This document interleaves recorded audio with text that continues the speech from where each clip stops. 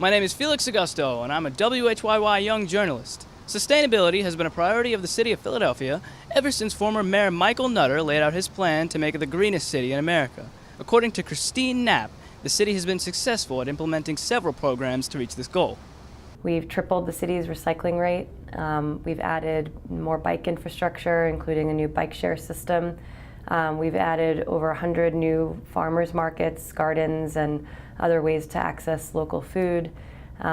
We've just had a lot of success in making sustainability part of the city government and institutionalizing the work across the board. Although the Office of Sustainability has made great strides in greening Philadelphia, local businesses have started to think differently about how to lessen their impact on the environment. The Resource Exchange, a nonprofit organization, is dedicated to saving artistic materials that might be reused before they hit the landfill. Executive Director Karyn Gerred explains Trey's policy of accepting items that otherwise might not be taken by normal thrift stores. I thought it would be great to actually have a reusable resource place for people to go and access these things for future productions, for films, for plays, for their own artist studio, like visual artists. And also just for homeowners and DIY folks and people. We have furniture and decor that used to be props. We have all kinds of material here that are not typical for other thrift stores to take, that usually take, just clothing and things like that. The Resource Exchange has spent years accumulating its diverse collection of materials. All of the items are donated by production companies or the public. According to Gerred, the exchange wasn't always able to offer the customers the wide variety of materials that it does today. Well, we started out very small, just a handful of volunteers in the Navy Yard. It was an all-volunteer organization for a couple of years until we could actually raise the funds to get an open to the public store. There are many creative reuse places around the country, but they're all sort of formulated differently. Like some of them are only limited to nonprofits or limited to artist projects, and you have to have a certain kind of paperwork to enter them, and we wanted to make sure that anyone could come from any walk of life. Eric Van Nielsen is an abstract painter based out of Philadelphia. A few years ago, he made the choice to stop using the petroleum-based oil paints that are the hallmark of traditional painting, and instead turned to alternative methods in order to reduce the ecological toll his work was taking on the environment. I wasn't really tuned into too much into reusable materials for painting, just because painting I just assumed was a non-recyclable process.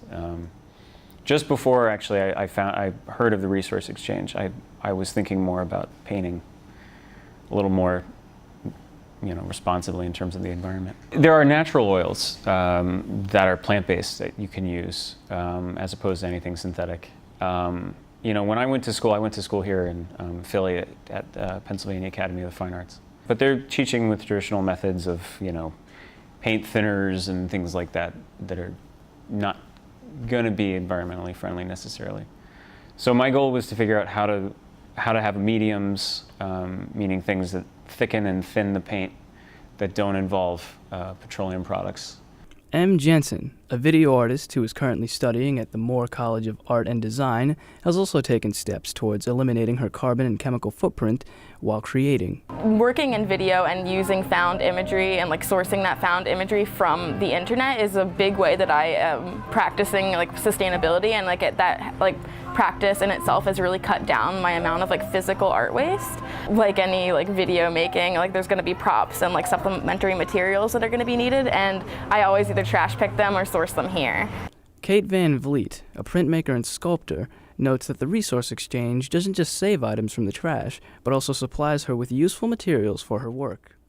For sculpture work, I try to restrict myself to specific materials, hardwoods, specific metals like copper and brass, but then I'm also attracted to other natural materials like linen or fibers, or sometimes animal materials like fur or bones. I definitely come here on a weekly basis just to kind of check out what's new, and if there's something that's in the materials family that I'm working with right now, I'll scoop it up before somebody else does.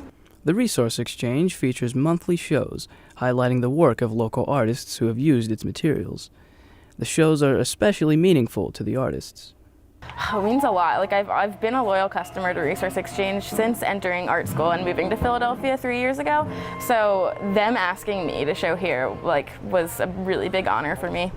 Oh, it was so great. Actually, it was the last summer I was here, and last year I started a new body of sculpture work that was very close to my heart, and it was very heirloom based, and I used a lot of materials from my family's workshops to make new work. And the fact that the Resource Exchange saw that work was, fresh and something that, I hadn't been making before, it was really nice to be highlighted by them. It was my first time to have a real show, and it meant something extra because it was work that was done with sustainability in mind. For all of the trouble that being a sustainable artist brings, why do artists make this choice? Well, apart from the environmental reason of just conserving resources, it is also, I think, a really good catalyst for ideas, because these materials have a past. So you're not starting with a blank slate, but with a sort of the original idea is already in it. It's adaptive reuse. You can try to figure out how to put your vision onto something that already exists. Like with any other profession that you would choose, you need to practice responsibility, and I think that responsible art making is sustainable art making, and that's just something that I think people in our generation should really be conscious of.